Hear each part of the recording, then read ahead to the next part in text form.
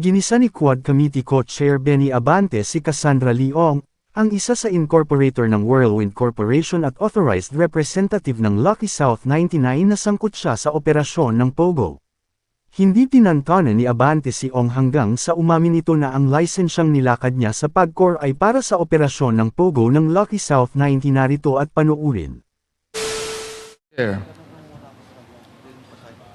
Why do you refuse to answer Congressman Pimentel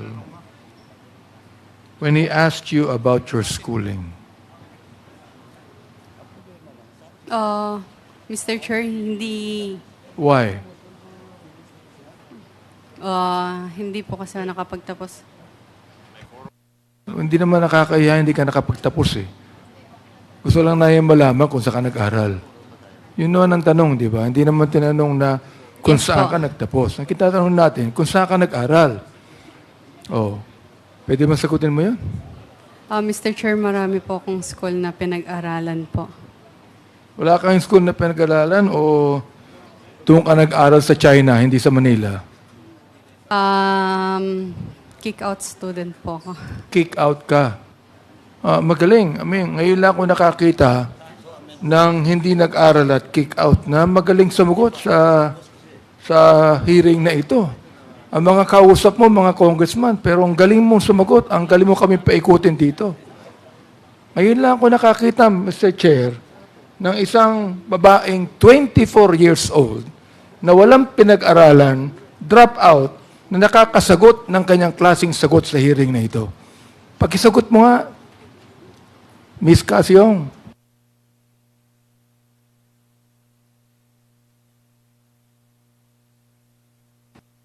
Hindi mo kaya ang sagutin? Aba, magaling ka. Sapagkat napapaikot mo kami lahat dito. Oo.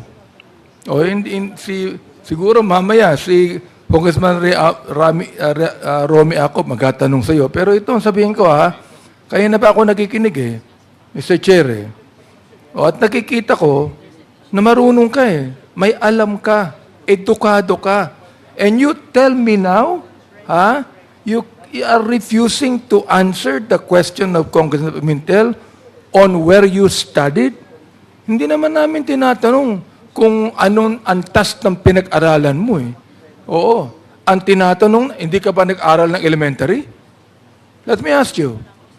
Nag-aral ka ba ng elementary? Hindi. Opo. Ayun. Sumagot ka din. High school, nag-aral ka. Mr. Chair. Hindi po, Mr. Chair. So, hindi ka nag-high school, elementary lang tapos mo?